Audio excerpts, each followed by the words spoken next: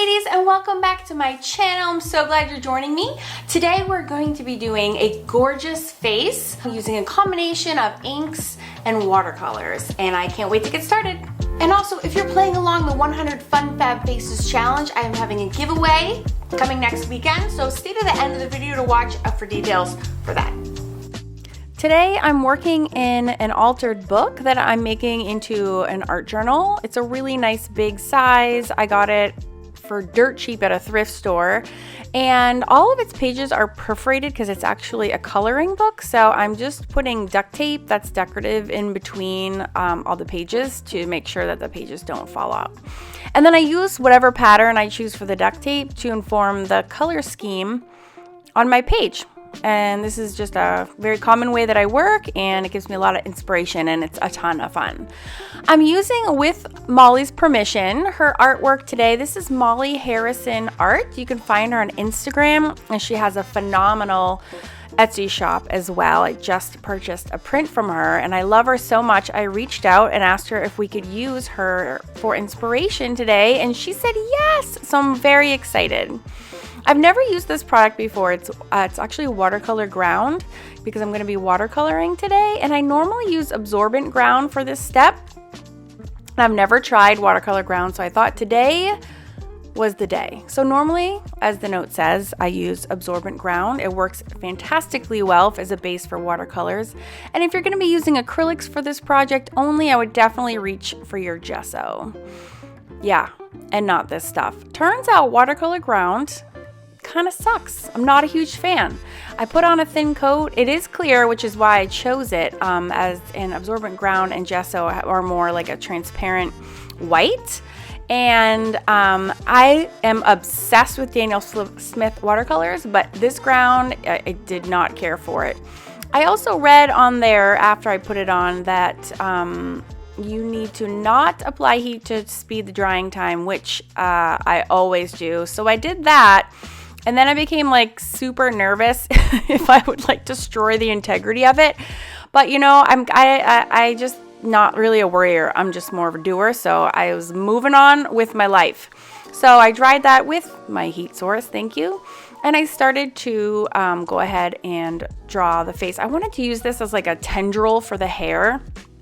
I thought that was kind of my inspiration, coupled with her being Molly Harrison, her print that I just purchased off of Etsy.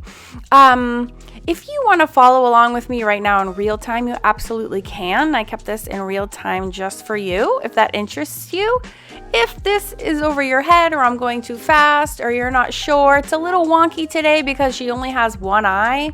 I went ahead and added, I traced her, and I left a copy in the free classroom on my website, so you can grab that and actually just transfer it onto a canvas or a piece of watercolor paper or whatever you want to work on. If you go to awesomeartschool.com, you'll notice there's a free classroom called 100 Fun Fab Faces, and there is where I am keeping all of my YouTube videos and all of my references and resources and photos and links to all of the 20 Fun Fab Faces drawing tutorials that I've been doing over the course of winter 2018 and 2019. It's just YouTube is like a really busy space, and I feel like a lot of people get sucked down into wormholes, rabbit holes, black holes, and they can't come out. And I'm like just as guilty of this. It's just distracting. There's a lot of good stuff on there.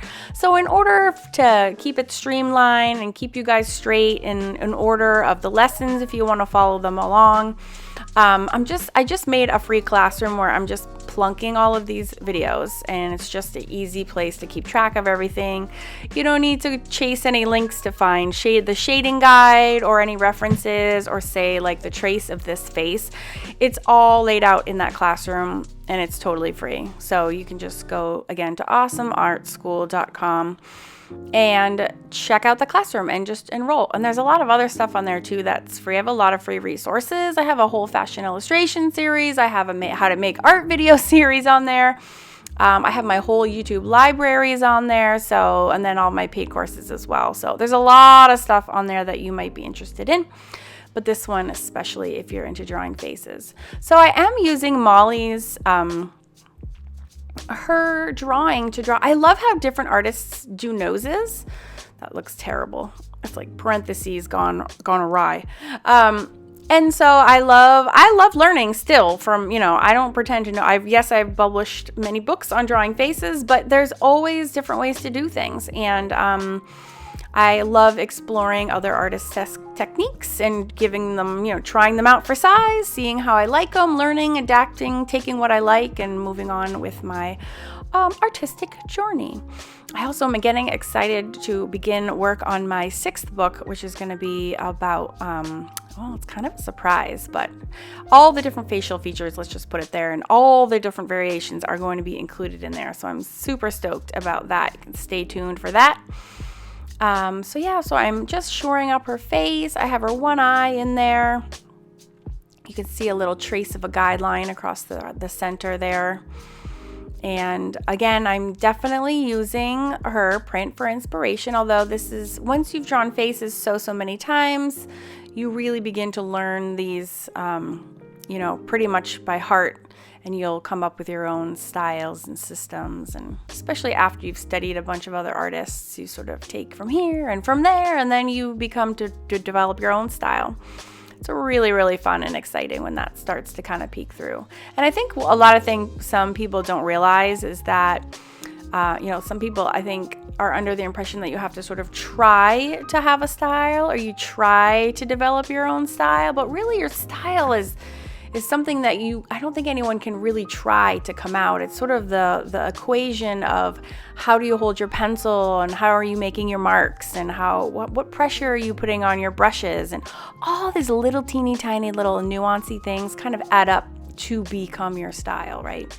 So it's super fascinating, and so it's not something you should worry about. It comes naturally with everyone, whether you like it or not. You do actually already have a style. So I'm wrapping up her drawing. I hope you're drawing with me, guys. And we're going to move on to the ink part in just a second. So I'm using and picking and dancing some inks for my big ink collection. You can also use like thinned down acrylic paint. That's what those golden fluids are. You can mix matte medium into them to create like a flow. Or a flow acrylic by Golden are really good. Any acrylic inks will work for this project. I would just not recommend using like dilutions, sprays, because they're so water soluble. It's like impossible to work with them. They just keep reactivating over and over. So I would not recommend that for this project. But any kind of acrylic ink is totally fine. So I'm just playing right now. And again, I'm looking at Molly's work and I'm inspired by the fun drippy hair. So I'm kind of giving it my own spin. And that's what I really use references for. It's like to inspire me, and I kind of use it to inform me. Maybe I'm looking at the shading. Maybe I'm looking at, like I said, how to draw noses in a new way. So I don't tend to like copy every single last thing. It really becomes and morphs into my own. And that is sort of an art in and of itself, is, you know, kind of taking a little snippet and then do something else as your own, and then look back and take another little snippet and then make something else your own, right? Come up with your own color scheme, and you know, maybe you have your favorite way of making eyes. So that's how I would recommend using references. It's very respectful to use them that way. I still always reach out to other artists, and just to make sure that it's okay. And if it's not okay, I completely am fine with that and respect that. And then I'd move on and go ask somebody else. So. And just make sure too, it's always nice to give a nod to them. If you are heavily influenced and you can really see their work show through in yours, then you should absolutely give them a nod when posting and sharing on your social networks, you know, inspired by Molly Harrison or inspired by Karen Campbell. And it's just nice. It's a nice way to say thanks. So I don't have any water in my brush. That is a watercolor brush, and I'm just like splattering them around. It's very technical. And here's where the watercolor part comes out. Clearly, I'm using Italian Deep Ochre because that's what my chubby fat middle finger just chose. That is from my Daniel Smith collection. Now, this is where I became super duper disappointed with the watercolor ground, because had I done and painted that page with the absorbent ground, these watercolors would have worked like a dream. But instead, they worked horrifically. If you can see, it's like the watercolors are beating up, like they're not absorbing into the paper in any way. It was super weird. I have to confess. And I don't know if I like ruined it because I added heat with my hair dryer or what. But yeah, like awkward. But you know what? This is why I love mixed media. And it's a total adventure every time I sit down to create in mixed media, which is really where my heart and soul lies. Drawing is so fun and I love it, but my real fun and my flow and my happy place comes from mixed media work.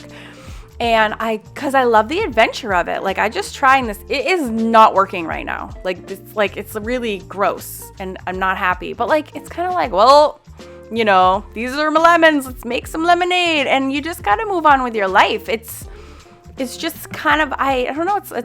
I really enjoy the problem solving that comes along with the adventures of mixed media. And I really do feel like that's what it is. It's every piece is a total adventure and it's exhilarating, you know? It's like, oh crap, this is not working. All right, what are we gonna do to salvage this piece? And it's fun, especially if you're working in your art journal. You know, that's the beauty of art journaling, right? It's like, if you really hate her, honestly, you could glue that page to the next page and never open that again, right?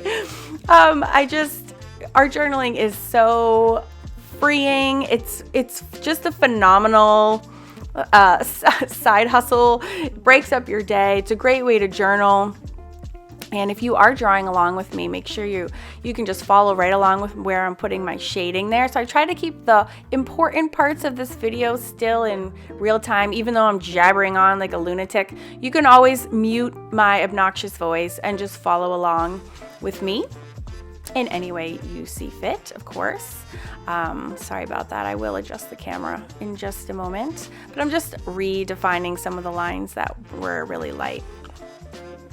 So yeah, all the shading. Again, we've been doing a lot of work on shading in these faces, and again, all of the previous lessons will be on my website. And now for the really fun part, because I have the black out. Now, I do like her hair all drippy and droopy in these colors, and I wanted to kind of like juxtapose that against these like sharp black lines. And I have to confess, I got really carried away with the ink in this project. Like, it's really satisfying to take a little skinny brush like that and like wee down your page. It's really fun, you know? So like, I kind of love her here, but like I get really carried away and I don't really ever stop with the whole ink thing in this. And this was a really fun challenge for me too, because I'm not a detail person. I don't use little brushes kind of ever, really, like ever. And so today was a challenge because I'm, you know, doing things I would normally do in marker with my itty bitty little paintbrush. And it's like wonky and my lines aren't awesome. And I slowed it down right here because I wanted to see how awfully like her eyelashes are coming all over from different places. They're like scraggly. There's a lot of different lines and like that looks terrible, but I just wanted to show you how I just keep going. You have to ignore all that little stuff because you're never going to be perfect, and just keep like forging forward in your work and don't get caught up on that little minutia. I mean, I'm staring at her eye right now and I'm like, that is a hot mess. There's all these double lines everywhere, and I just kind of ignore it. Like, you have to just kind of disregard those little things so you can focus on getting your piece done. So I'm using the ink on like the darkest parts of her face. So you see the nostrils, the center of the lip, the pupil, the eye, the top of the eyelid. And then I want to go in and start adding color to her face because obviously she's still pretty monochromatic at this point. Now I'm using that ink and I wanted it to be like a bright, fun fluorescent, and it's like instead like translucent and like gross. So again, you know, it's like you try stuff and I'm like, I know, I'm like, this is not gonna work, right? But I'm just kind of going for it. I'm like, all right, that's fine. That'll just be my base coat and I'll figure out the rest later on. Like not everything is perfect. So then I grabbed this fluorescent paint, which I do love. And it's like a regular, it's like a, what's it called? Like a soft flow paint. And so, arm. So I'm going to repaint it because that first layer was just not satisfying. I really did want like a neon. And so what I'm doing is, and again, this, I'm going to pull my references. I want to like make some nice juicy 3-dimensional lips. So I'm going to grab one of Molly's pieces and to give me inspiration, like how can I beef up my lips? And if I look at hers, she has these beautiful areas of deep dark red and then some really nice punchy highlights and then some spaces that are in between. So that's the kind of thing where I'm like honing in on like one specific thing. Like that's what I want to learn. That's what I want to improve on today is that lips. So I'm going to borrow those little things from her and see if I can like reverse engineer them and make them look like that on my girl. And so it's a great way to teach yourself painting.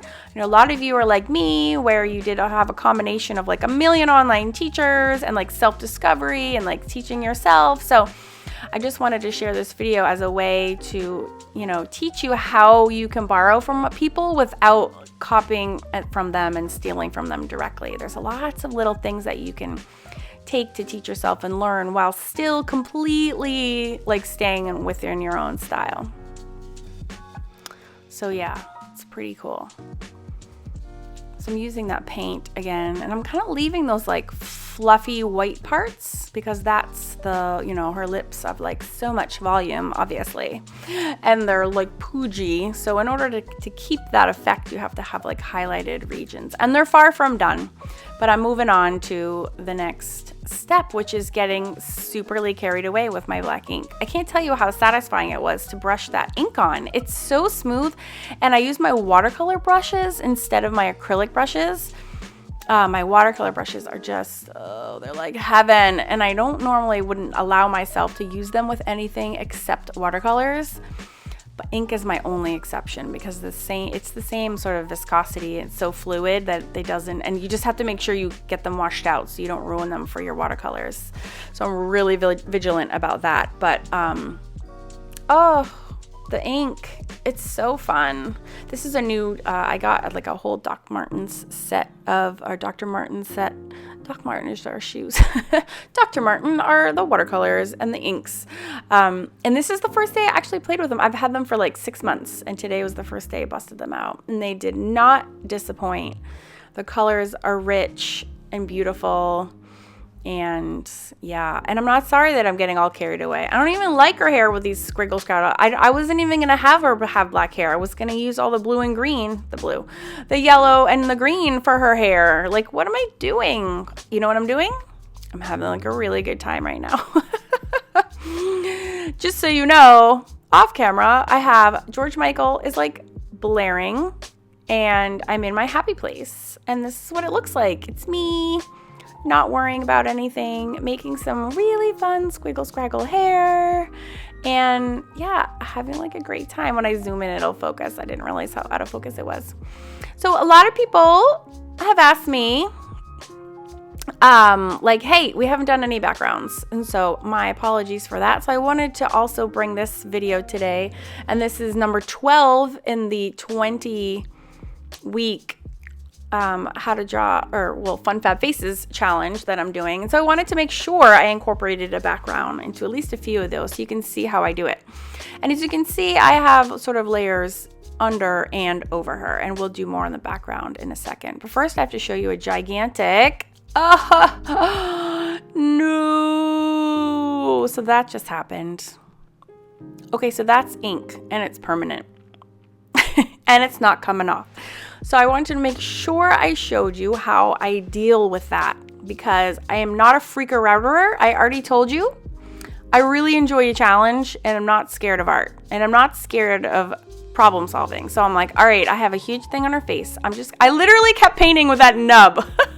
It's like an inch long. And I'm like, damn it. This eye is not getting the better of me. I am finishing her eyeball. So take that, mixed media sister. So I have to deal with this mess. Now I knew the smudges over her eye I could kind of blend in or become makeup or something, but that stuff under it was pretty big and not going anywhere. So I was like, you know what? Let's see what we can do. We already have this whole drip theme going on. What if I dripped her some tears? Like, what would that look like? So I just did it. I didn't plan for this. As you saw, it all happened by a complete accident. And then I was like, all right, she's rocking some drips. But they were like huge, juicy, and I'm like, they're never gonna dry. So I had to I just patted them with like a tissue, and it kind of smudged them out, and we're looking wonktastic. But I'm like, you know what? It is what it is. I'm not gonna stop. I'm not gonna freak out and cry my own tears. Like, we just keep like, all right, whatever. That's just what we're dealing with. So let's just make the most of it. It's so fun. I just love like a good art adventure. I'm not gonna lie.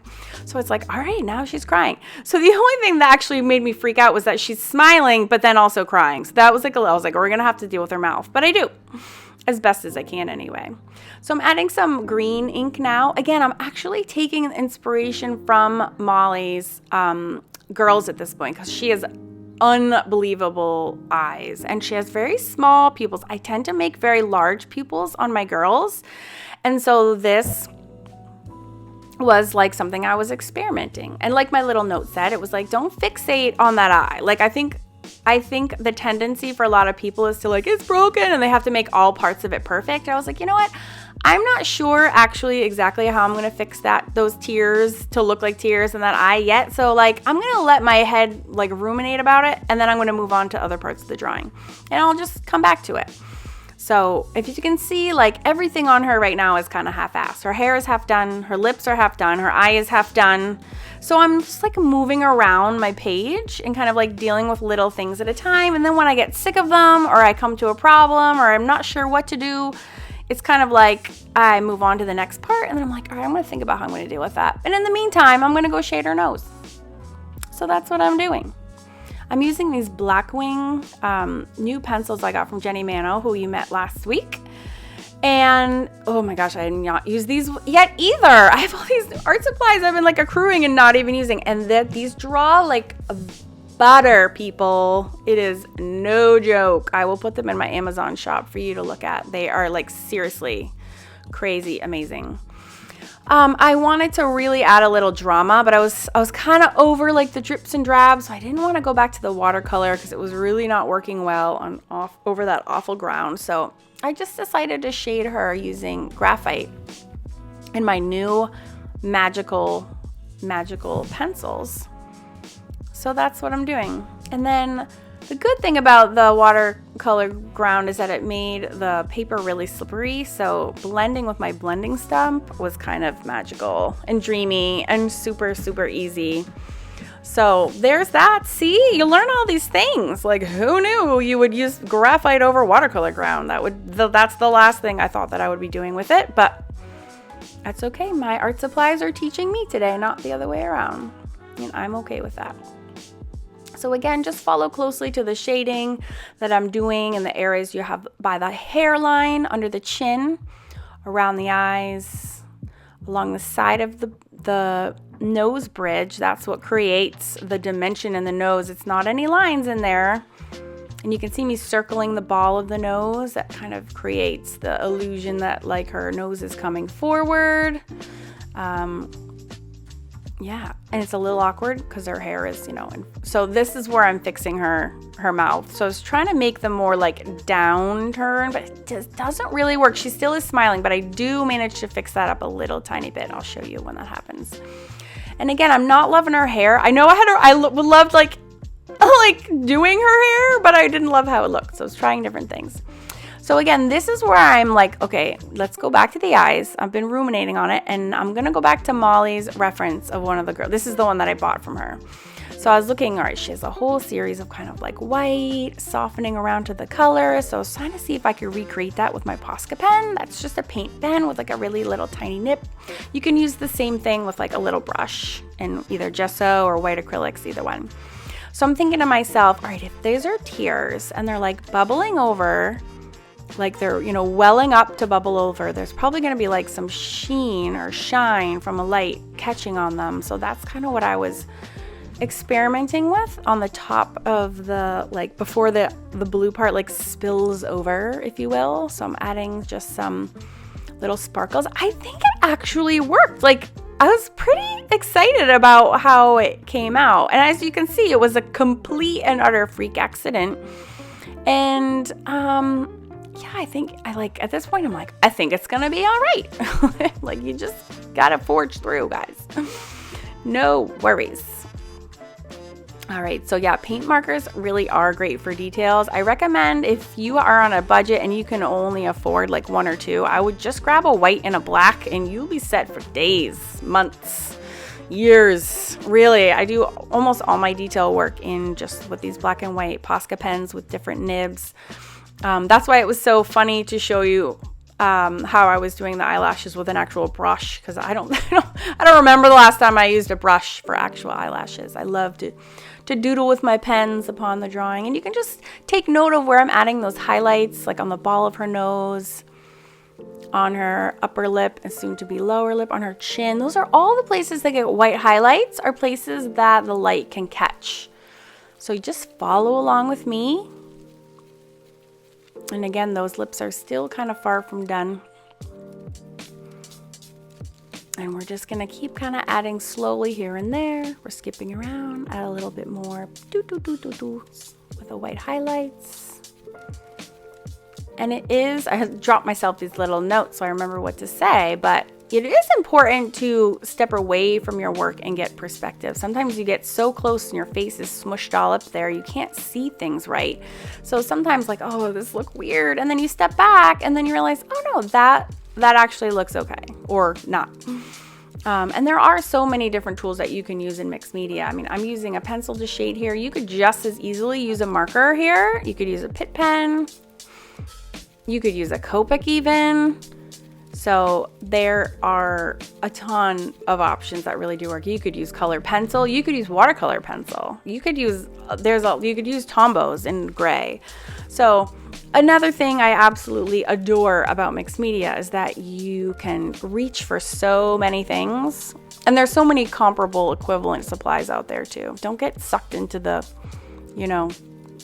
the easy trap of thinking you need everything. You probably, if you have a good stash, you probably have enough to get going on. All these new supplies coming out are just really replicas of stuff that's already out there with a new brand on it.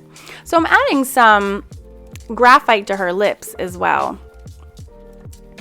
Because I noticed, again, I was looking at Molly's beautiful lips that she had drawn, and I noticed that, there's a lot more shadow and shading going on in there than what I had. So I could have reached for paint. Again, there's a lot of different options. I could have reached for a Pitt pen or a Posca pen in a deeper red, say, but I opted to go with the graphite because I've been using it to shade the other parts of her face. And I'm using a little tiny blending stump to just kind of mash that and blend that in. Blending is really just mashing things together. With paint, you blend or mash them with brushes, and with graphite, you mash them with a Q-tip or your finger or a little blending stump or a tortillon or whatever the heck they're called. So you have a lot of choices, but whatever gets the job done is fine. There's no rules. Oh, and here's how I attempt to fix her smile and get rid of that smile. I actually just blended in my little paint pen. Wasn't that so tricky? She still has a little upturn, but I just kind of knocking back those side parts of her lips, minimizing that was just enough to make her look a little bit, genuinely weepier or emotional than if she had those upturns. And, and expressions is as subtle just as that, right? It's just a little upturn of the lips. A lot of people complain that their girls don't have a lot of expression. Oh, look at me with the fancy cam, trying out some new things today. And actually, this is just me having fun. Right? The art is supposed to be fun. I wanted to show you a lot in this video. What to do with a happy accident, what to do with hair. I don't even like her hair, so I'm like, you know what? Again, you have so many choices, and I just don't want you guys to get overwhelmed. Just do what makes you happy. I had so many choices, and then I'm like, I could go in with paint. I was tempted to do that. I could go add Mod Podge and do streaks of like Pitt pens or something over there. I'm like, you know what? I'm just gonna like zen. I'm in the mood. I had my Sia was blasting. I'm like, I'm just gonna doodle and just like enjoy myself. And I don't even care what her hair looks like. And then I heard like a scrambling from underneath my table. This is under my art table. And look who's there. Rosie. Busted. Shredding my paper towels. So busted. So yeah. So I just, you know, I think a lot of times, like I had started her face and her hair yesterday. And I finished it with all the Zentangling stuff this morning. But it was like, I was sitting in the shower like, oh God, well, how am I going to fix her hair so I don't hate it? And I'm like starting to stress. And every time I find that I fall into that trap of like stressing about my art, especially if it's an art journal, I just tell myself to shut up. Like, honestly, I'm like, shut your trap and think less and paint more. I literally say those words out loud. You can ask my friend Lisa Keys, who I art with regularly, and sadly not as regularly as often because she moved. But I would say these words out loud. I would literally yell them in my studio to myself to shut up, think less, and paint more. Because the reason I paint isn't to make $1 million. I don't even sell my work. It's because it makes me feel good, and it just feels amazing. So when I remind myself to just shut up and think less and paint more, and I just get my pen moving and I just don't worry about it. And guess what? I go right back to my happy place. So that's my recommendation for you too. Don't worry, don't think so hard, don't be perfect. That's why I'm doing all these free tutorials for you guys. It's like, if you hone your skills and you feel like you can go ahead and draw faces and stuff, then your art, you become so much less stressed and you can get to your happy place just that much faster. And that much easier, and then you can go, yay, look what I made today, husband. And then they look at you like you have 3 heads, because why would you ever make that? But I digress. So yeah, I'm super love her like Zentangling madness. It made me so happy, and I'm not sorry. I wanted some more hot pinkness in my life though, damn it, and I didn't have any, so I went to AC Moore and I got these juicy, ginormous paint puns from Liquitex. I have had 3 colors of these for the last couple of years. I have a black, a white, and a blue, and a light pink. And I was like, damn it, I want that. I want a big sucker today. So I stopped what I was doing and I ran out and I bought 2 more, one in green and one in fluorescent neon pink. Yes, I did. So to get them working, you got to shake them up, and then you just push down on the big fat, like 1-inch wide nib until all that juicy paint comes out. Now I've used these before, so I knew what I was doing, but it's a kind of they do a lot of paint flows down through these suckers. So these are great for like splashing and pooling and like giant graffiti work. And I love using these in my journals too. They're bold and bright, and you have to be brave to use them. And sometimes you just gotta go with the flow. So I'm making these big juicy puddles, and then I'm gonna raise my paper and I'm gonna just let them drip down. And again, this is a really fun way to make backgrounds. It really is. And a lot of times what I do, I don't think I caught this on film, but if I'm getting really, really juicy and it's too much juicy, I'll just close my book, and that will actually make a print on, both sides of the page. And then, as you can see, the opposite page has a lot of color on it. It's because I would close the page, and then it would help to stamp across there as well. And I love how she ended up turning out. And when I have both of the pages open, it's like she matches the page across from her, because that was a black and white graphic sketch as well. So I'm like, oh my gosh, I was so happy. So I have drips coming down from the top. And then as a frame, I tend to mirror on the bottom what I do on the top, so I have some drips coming up the other way.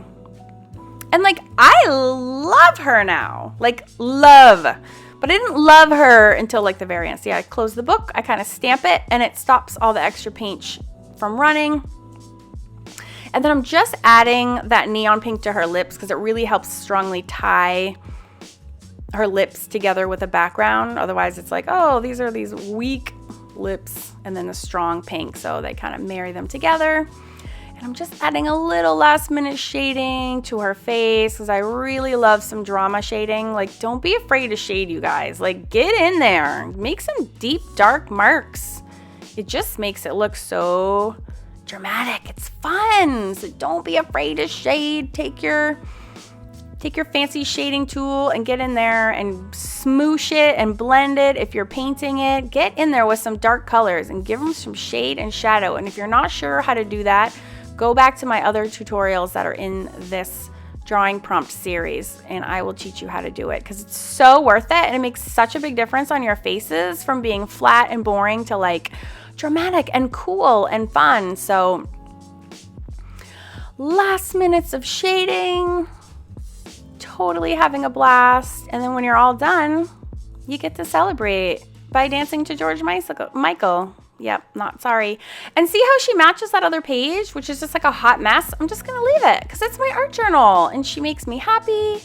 And those tears were like the biggest, best happy accident ever to this piece. And I hope you had fun. And I hope you tried just any variation of this in any way, shape, or form. And I cannot wait to see what you guys make.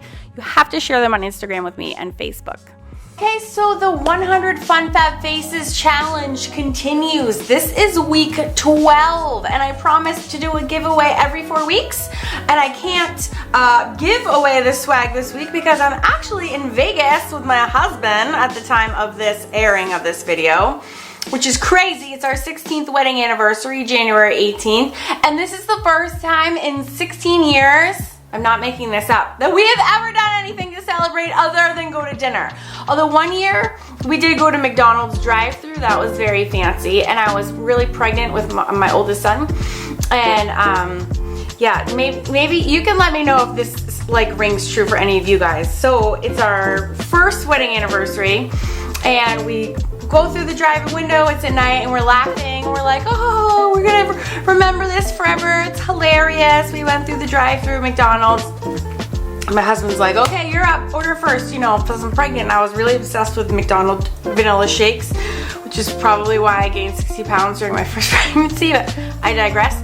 So I like, you know, reach across him, he's driving, and I was like, yeah, I want, you know, a vanilla shake and 10 nuggets and like a hamburger, and we used to do this funny thing and laugh because my husband always used to order like 100,000 things and I would get like one, but it was like our anniversary, so it was like a big splurge, right? So I order all these things and I'm like, okay, honey, like, ordered so many things just like you usually do, like, what are you having? Your turn. And he was like, no, I'm good, I'm all set. And I was so mad. I was like, what? Like, we're supposed to be in this and fat together. Like, he didn't even order like a water, and I was so mad. Anyways, this year he surprised me with a trip to Vegas to go see Lady Gaga. Like, we've never been away from our kids before. We do not have family that lives close by that is up for that. And my parents live 700 miles away. So my mom is flying in. This is like a huge deal. So that's why I'm not here this week to do the video myself live with Billy like I normally do. But we are going to be doing it next week. So in order to enter the giveaway, please, all you have to do as usual is just leave a comment below. I would love to hear like a funny anniversary story or like a funny birthday story. That would be really, really fun. As you guys know, if you're in my Facebook group, I like love getting anecdotal and learning about everybody, and like I just, you know, you guys are my people and I love you and I like hearing about what is going on in your life. So if you want to leave me a funny story, that's fine. If you don't, you can put like a period in the comment section and that will still enter you to win. So I will not be offended if you don't want to like waste your time doing that. Or if you have a question, you can, you know, ask like an honest question. You get the idea. Just drop a comment and that's how you enter. That's it. And then next week, Billy and I will be on live to absolutely announce the giveaway winner. And again, if you want to post your work from this week, just use the hashtag 100 Fun Fab Faces on Instagram and come and join my Facebook group if you're not all there already. You just have to search Awesome Art School and you will find me. And last but not least, I want to say a huge thank you to Molly Harrison for allowing me and giving me permission to use her beautiful artwork for our inspiration this week. I know, You know, some people are really sensitive to that, but I really believe strongly in artist rights and asking for permission and being really transparent about what I'm doing with their work and using it for teaching. So if you learned something new and you love her work, consider buying a print on Etsy. You can go to her Etsy shop, just search Molly Harrison, and you know, like, let's support another sister out, right? So anyways, you guys, this whole 100 Fun Fab Faces challenge has been so fun. And last but not least, if you're having trouble keeping track of all these videos on YouTube, because YouTube is a very busy space, you can go to awesomeartschool.com and join the free classroom where all of these videos are being compiled. That's it. I swear to God. I love you. Goodbye.